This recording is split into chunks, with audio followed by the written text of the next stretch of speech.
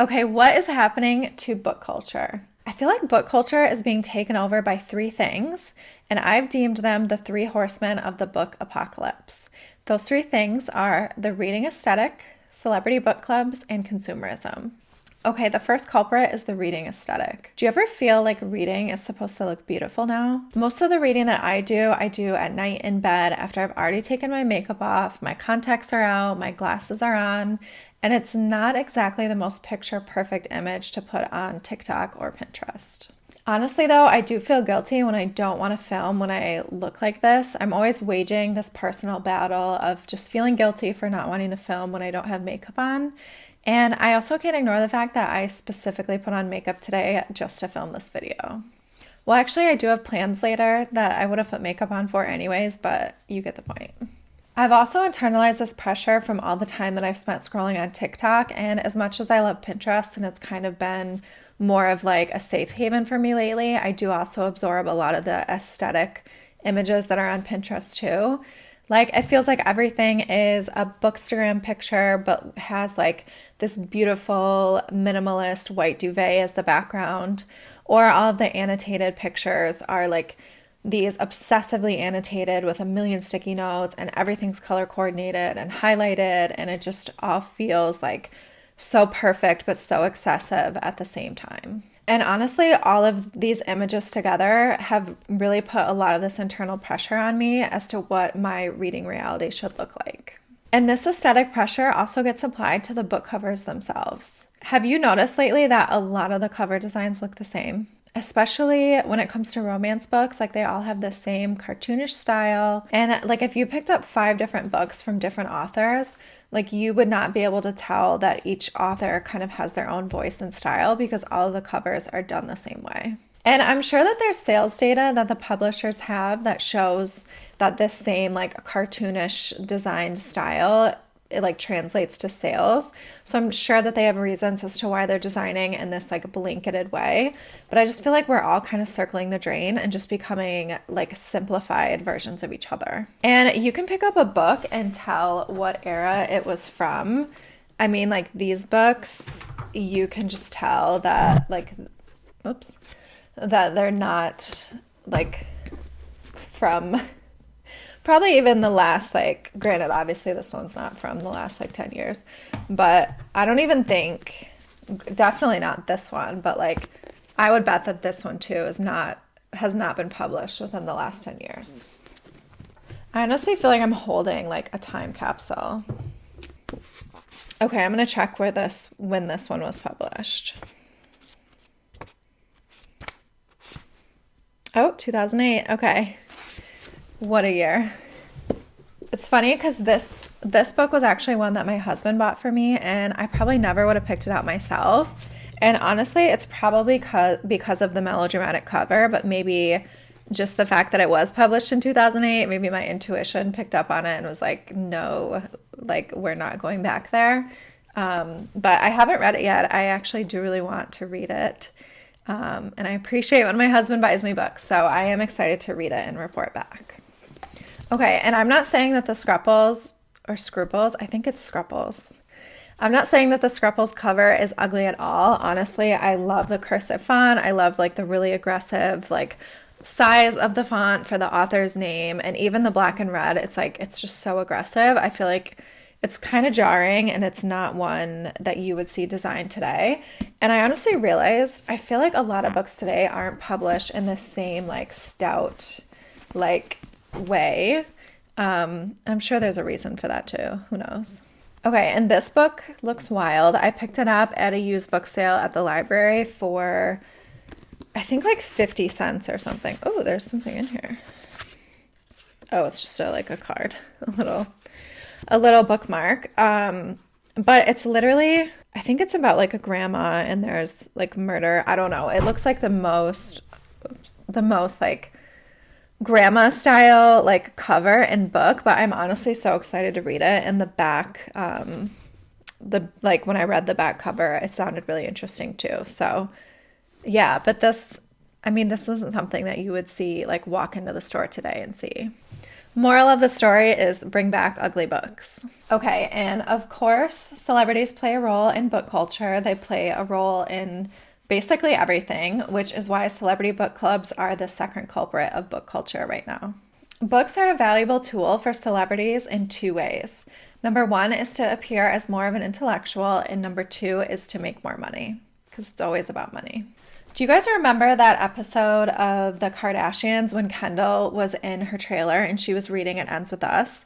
I feel like I saw, when that happened, I saw everyone on social commenting on it and just like screen grabbing it and just mentioning it. And like, was that placement intentional? Honestly, I think that it probably was, just because they know the power that all of their product placements have. At the time, It Ends With Us was everywhere on TikTok. This was before like its popularity had kind of reached its height, and then it descended into that inevitable like dislike that happens when something gets too popular. And this was also before like all of the controversies hit, everything with Colleen Hoover. So this was like the height of like, if you were like not a cool girl, but if you were just a reader that had their finger on the pulse, like you were reading It Ends With Us. And Kendall and her people had to know that this was like the book of the moment. Again, this was like pre-Colleen Hoover backlash and just all of the needed backlash and criticism that came for the story itself. But I feel like in my opinion, I feel like this was an intentional choice to put her adjacent to being like one of those celebrities, like, oh, she gets it. Like, she gets what the cool book is of the moment. And honestly, seeing your favorite celebrity reading one of your favorite books also makes them feel like they're just like you. It makes them feel more relatable, and it also validates your own choices too. Like, if you're a fan of Kendall and you see her reading a book that you picked out, you're also going to feel like you picked out a good book too. It kind of validates like your choice too. And I think this was just the beginning of her intentional, curated book choices. Have you ever heard of celebrity book concierges? I hadn't either until I read this fascinating article in The Cut, which was actually linked from Jessica DeFino's Substack, which is like this anti-beauty culture Substack that's phenomenal. And I'm going to link all of these articles in the comments so that way you can check them out too. But if you look back at old paparazzi pictures and Instagrams of Kendall, you can see like her time spent on a yacht, like by the pool, relaxing. She has a lot of curated book pics, like that she's actively reading, or they're like perfectly positioned next to her on the boat or next to her on the pool. And the woman who's allegedly responsible for Kendall's literary choices is Ashley Gonzalez. And she did confirm that she is providing her list of book recommendations. She takes the books that she loved reading from the previous year and then she gives them to Kendall. So a lot of people were speculating that these like perfectly like sticky noted, like this perfect curated messy book stack was actually being curated for her by a book concierge. And as we all know, it only takes one picture of a Kardashian or Jenner to move the needle. It only took one paparazzi picture of Kendall reading Tonight I'm Someone Else to sell the book out in 24 hours. And this book is a collection of essays by an independent book publisher. I haven't read it, but it just got me thinking, like, does it really matter that it's Kendall selling out the book, or does it matter more that a book that was published by an independent publisher was sold out? And this isn't the first time we've seen celebrities harness their power of selling out books. Okay, the second way that celebrities capitalize on their relationship to reading is through their book club to movie rights pipeline, which is a phenomenon that we're all familiar with at this point. At the pinnacle of this book club to production company pipeline is the queen herself, Miss Reese Witherspoon. Her production company, I'm sure we've all heard of it by now. It's called Hello Sunshine, and it was recently acquired for a reported $900 million. And it's really the perfect funnel. I mean, she's promoting books in her book club. The books become wildly popular because her book clubs have a large number of people in them, and obviously she's a celebrity with a large following. And then her production company options the books, and then they produce these books into TVs or movie shows that then go on to be wildly successful themselves too. It's honestly like, it's the perfect funnel. It's the perfect like vertical integration business model. And a few of the movies and shows that Hello Sunshine has produced, I'm sure you've heard of. We have Gone Girl, Wild, Big Little Lies, Where the Crawdads Sing, Daisy Jones and the Six, and Little Fires Everywhere are a few of her most popular ones. And we've also seen this happen on a smaller scale with Emma Roberts' book club, Bellatrist. Bellatrist Productions produced First Kill and Tell Me Lies, which are both TV shows on streaming. And I'm laughing as I'm filming this because I'm realizing that I actually haven't watched any of the movies or TV shows that I just mentioned. But honestly, it's such a smart business model. I mean, clearly, like, Reese essentially became a billionaire from it, so why wouldn't other celebrities want their own book clubs that they can profit off of? Okay, and our third culprit is consumerism. In the amount of time that I spent scrolling through Book Talk and then the small amount of time I spent scrolling through BookTube, I honestly started to feel really inadequate about my own reading habits, and I realized that it's basically because of consumerism. Okay, picture your favorite book influencer. Like, close your eyes, picture them, picture their setup. What does it look like? Is there a towering bookshelf in the background? Are they surrounded by hundreds of books? Are they doing a major book haul like every Saturday where they went to Barnes and Noble and bought like a ginormous stack that they can't even hold? Just like think about what your favorite book influencers, like what their surroundings look like, because I bet you it probably includes at least one of those things, if not all of those things. Because the majority of book influencers that I see are always endorsed in the background by like these ginormous bookshelves, like literally with hundreds of books. And I've seen so many book hauls as well where people like on a routine basis are going out and buying like 10 to 20 books, like brand new from Barnes and Noble. And I'm sure they do get a lot of like advanced reading copies for free from publishers. Like, I'm seeing these hauls on a routine basis, and just like a conservative estimate of $20 a book, if you're buying like 10 to 20 books every week, that's like $200 to $400 every week spent on books on a whim. And for most people, that's just not attainable, sustainable, like it's just not possible. And honestly, to take it even further, like beyond what people are spending on the actual books themselves, being able to read that many books is also a consumerism flex in and of itself. Because if you're reading 20 to 30 books a month, that probably means that you don't have a full-time job or you don't have to commute. You probably don't have caregiving responsibilities or strenuous like labor responsibilities within the home. Maybe you're outsourcing like all of your cleaning responsibilities, or you have daycare or whatever, but you're just in more of a position to have that available free time that you're able to read 20 to 30 books per month. And I'm not pretending to know what goes on behind the scenes of every book influencer. I'm not like sitting here saying that every book influencer like doesn't work or has things easy, because I've spent my time like scrolling through comments and I've seen some people comment and say like, I don't watch TV, I don't scroll on social media, like when I'm not working or like taking care of like my kids or the house, like all of my free time is spent reading. Like that's how I'm able to read so much. So I'm not naive to that. I know that it's not like a one size fits all of every book influencer, of every reader. So I do understand that it's possible to dedicate like all your free time outside of your responsibilities to reading. But as a whole, if you're able to read 20 to 30 books a month, it's actually a flex on both your disposable income and your available leisure time. Because I mean, think about it. Like how many book talk hooks start with like, I read 25 books in February and these were my favorites. Or like, I read 300 books like last year and this is like what I loved. Like, it's completely a flex. And I'm mentioning book influencers not to place blame on any individual influencers or book influencers as a whole, but I'm really just trying to give you permission as a consumer to not feel bad.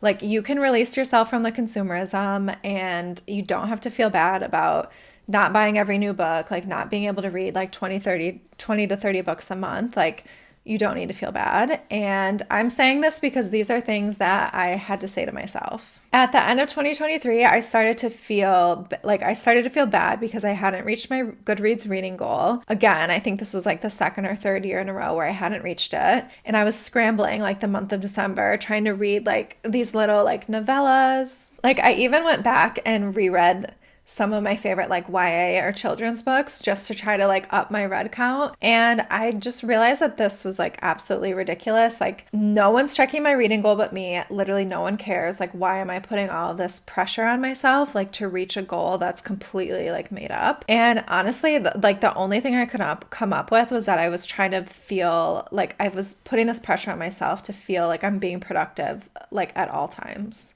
So even though at this point I'd already put in my reading goal for 2024 into Goodreads, I decided that I wasn't going to check in on it anymore. Like I'm not checking in on it at the end of the year. Like I don't care. It doesn't matter.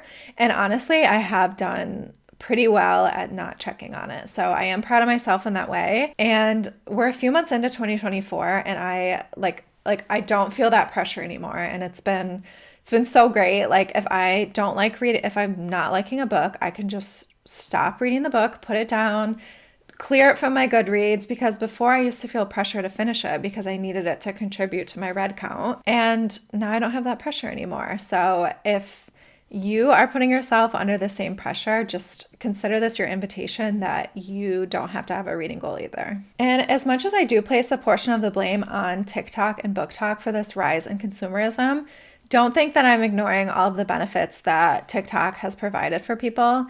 I'm not blind to the fact that it's boosted sales for authors, like the bookstores themselves. I know that they saved Barnes and Noble, I think back in 2020. And I also know that Book Talk also supports the industry as a whole. So like beyond the authors and the bookstores, you're also supporting the editors, the independent publishers, the beta readers, even the cover models and the book influencers. So all this is not lost on me, and I'm not saying that Book Talk is all bad. But through all of this, there is a happy ending to our story, and we get to create it. So here are 5 ways that we can create our own reading culture outside of the unreachable aesthetics and the unhealthy levels of consumerism. Number 1 is to use the library. I get the majority of my books from my library. I love that it supports, like I'm supporting the local community. I'm helping boost their numbers. And the library does so much for our local community. Like even outside of books, they also offer free tickets to local museums. They loan out DVDs. They have Wi-Fi hotspots, and they host a lot of author talks as well. So there's just so many benefits that they provide the community just outside of the books themselves. And honestly, the people that work there are just absolutely lovely people. Like they're always so nice and so polite. So just a positive experience overall. Okay, and number 2 is to intentionally support your favorite authors with pre-orders from local bookstores. So one of my favorite influencers and authors who's about to release her second book, she was posting on her story the other day, and she was talking about how the best way to support your favorite author is to actually pre-order their books. She said that pre-orders are really important because they give the publisher an idea of how popular your book's going to be, and then they also help bookstores know how many books they should order to stock their shelves with. So if you do want to buy a new book, to support your favorite author by pre-ordering their books, but just make sure that you're doing it through like a local bookstore. And one of the ways I found that you can shop online and support your local bookstore is through bookshop.org, which I actually have my own affiliate account through their platform, and they've been really great to work with. So when you go on their website, you can click the local bookstore in your area. And even though you're purchasing online through bookshop.org, your purchase supports your favorite local bookstore. So yeah, so my impression is that Bookshop really supports their partners. And they also have a humorously staunch anti-Amazon approach on all of their socials. So I'm going to leave my affiliate profile link in the notes. Okay, and number 3, if you're not buying books from your local used bookstore, I like to buy used books on eBay. It's really easy to go through and sort like the condition that you want to buy the book in, hardcover, softcover, all of that. So, and I also like that when you're shopping that way, you're supporting another person, like an individual seller. So it's a really great way to buy used books that are really inexpensive. And number 4 is that you don't have to buy every limited edition shiny new cover of a book if you don't want to. I don't want to rain on your parade. It might just be because this stuff doesn't personally like spark any joy for me, but you don't have to buy every like limited edition, like new cover, unique, like novelist book. It's just like these books are already bestsellers, and it's honestly just another way that they can like extract more money out of it. So if you're not already like in love with them or like super interested in them, don't feel like you have to buy them. And number 5 is don't create, look at, or share your reading goals. I think that this is one of the more subtle ways that we can opt out of consumerism, that we might not realize how we are contributing it by creating, looking at, and sharing these reading goals. Like, I don't think we should do any more of these, like, oh, I read 100 books this year, or like 30 books this month, because honestly, we're just making each other feel like inadequate in that way. And I also think it's just kind of another way of like, I'm doing more than you, like, look how much I'm doing.